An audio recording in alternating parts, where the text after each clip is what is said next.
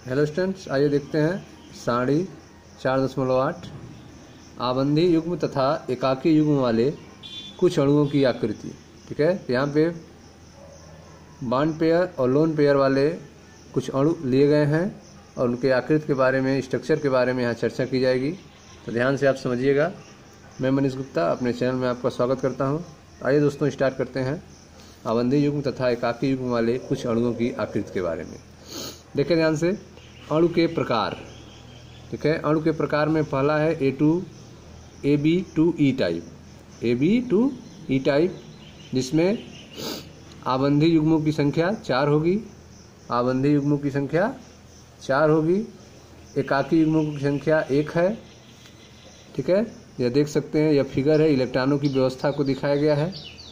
इसमें आबंधी युग्मों की संख्या 4 है। आप देख सकते हैं, यह 1 2 3 4 बंध है। तो एक बंध में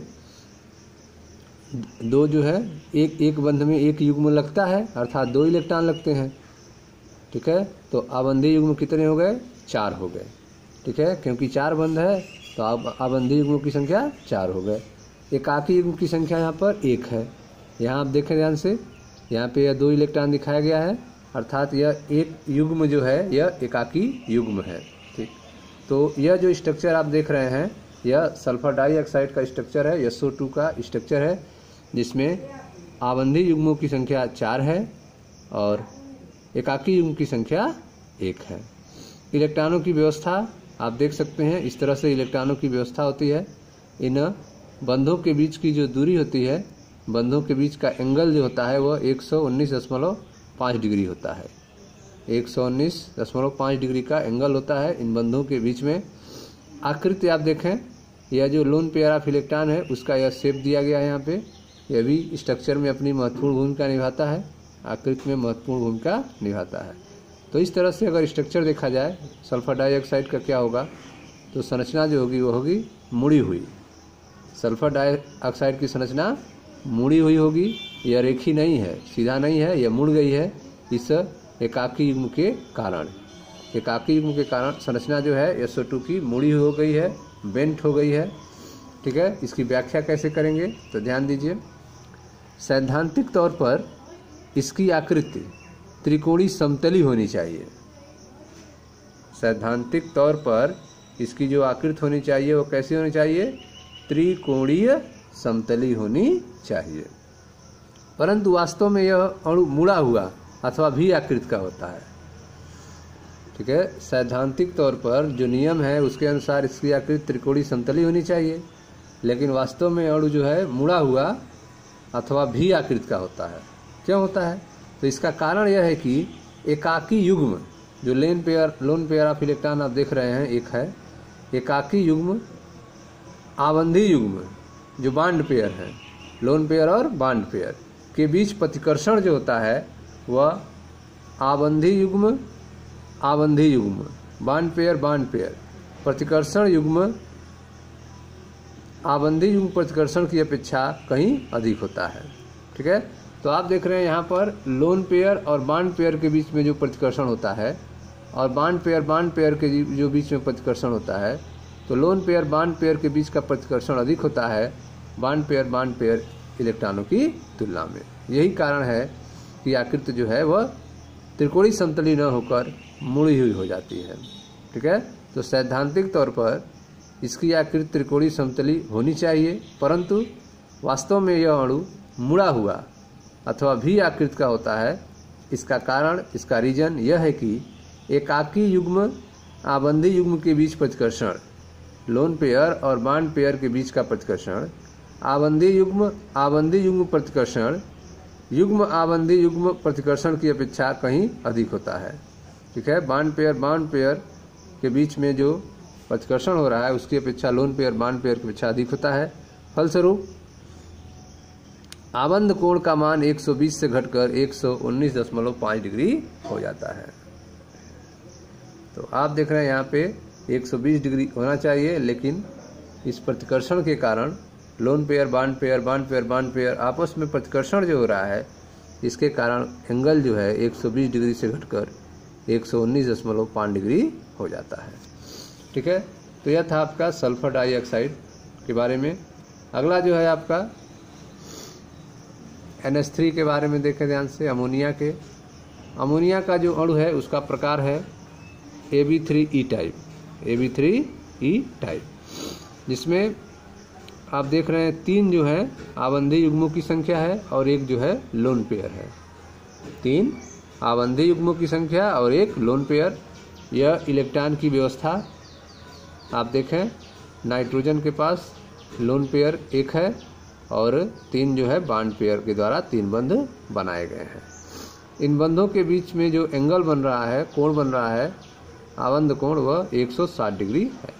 संरचना इसकी त्रिकोणीय पिरामिडी होती है, त्रिकोणीय पिरामिडी होती है। ऐसा क्यों होता है तो समझे ध्यान से। यदि एकाकी युग्म के स्थान पर, यदि लोन पेयर के स्थान पर आबंधी युग्म होता, केवल बॉन्ड पेयर होता, यदि लोन पेयर के स्थान पर केवल बॉन्ड पेयर होता तो अणु की आकृति चतुष्फलकी होती।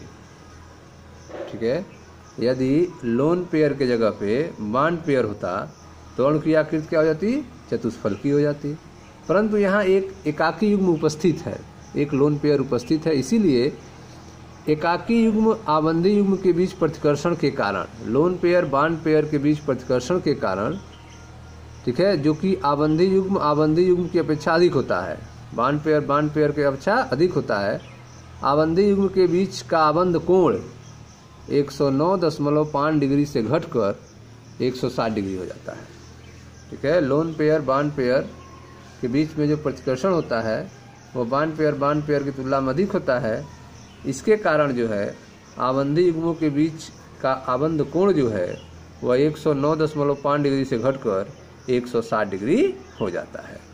ठीक है, आकृति जो बनता है अमोनिया का वह त्रिकोणीय पिरामिडी होता है।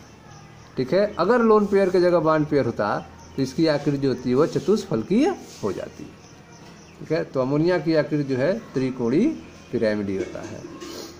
अगला जो आपका कंपाउंड है वह है आपका AB2E2 टाइप, AB2E2 टाइप, जिसमें आबंधी युग्म की संख्या 2 है, लोन पेयर की संख्या 2 है। ठीक है, आबंधी युग्म की संख्या कितनी है? 2 है और लोन पेयर की संख्या भी 2 है। उदाहरण है H2O, वाटर। वाटर में आप देखें ऑक्सीजन के पास जो है 2 लोन पेयर है और यहाँ पे आप देखें 2 बंध। ठीक है, 2 बॉन्ड है, 2 बॉन्ड पेयर के इलेक्ट्रॉन है और 2 लोन पेयर के इलेक्ट्रॉन है। ठीक, आपस में बंध के बीच में जो बंध कोण है वह 104.5 डिग्री है। आकृति इसकी जो होगी वह मुड़ी हुई होगी, बेंट होगी।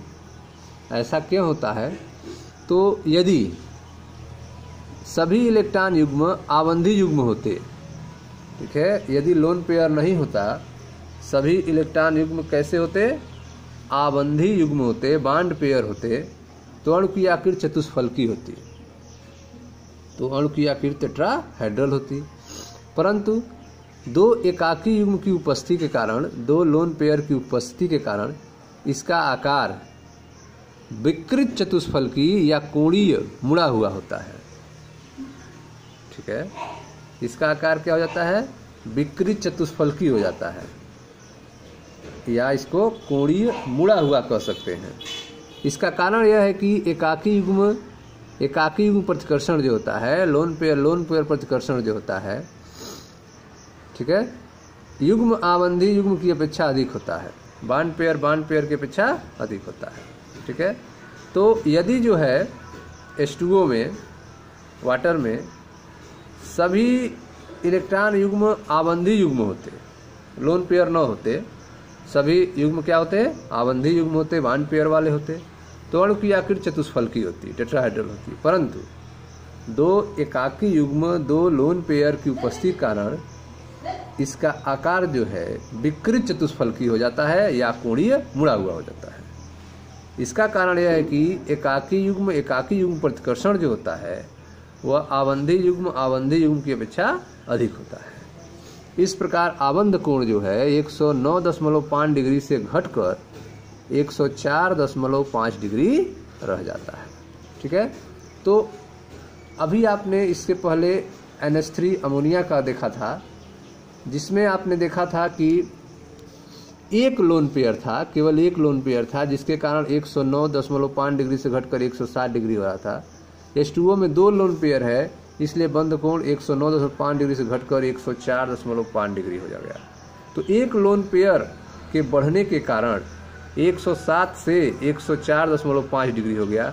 तो आप देख रहे हैं काफ़ी अंतर आ रहा है लोन पेयर की संख्या के बढ़ने के कारण बॉन्ड एंगल में।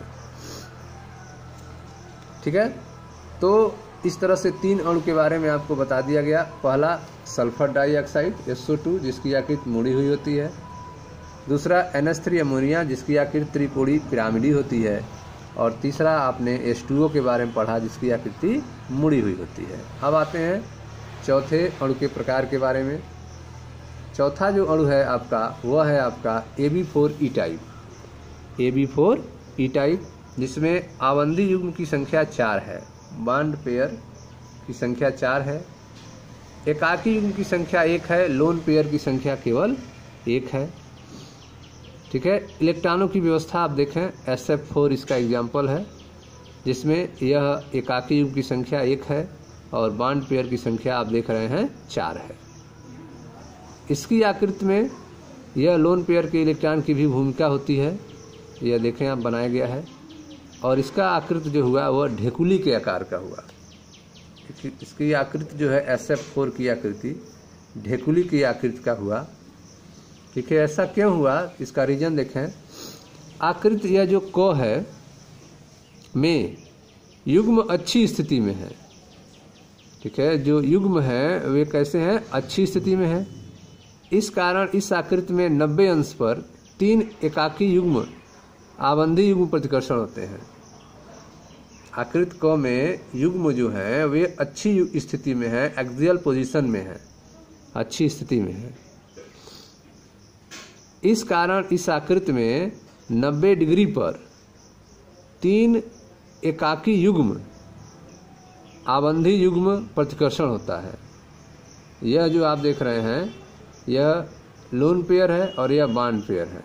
इनके बीच में आपस में क्या हो जाता है, प्रतिकर्षण होने लगता है, रिपल्सन होने लगता है इलेक्ट्रॉन इलेक्ट्रॉनों के बीच में।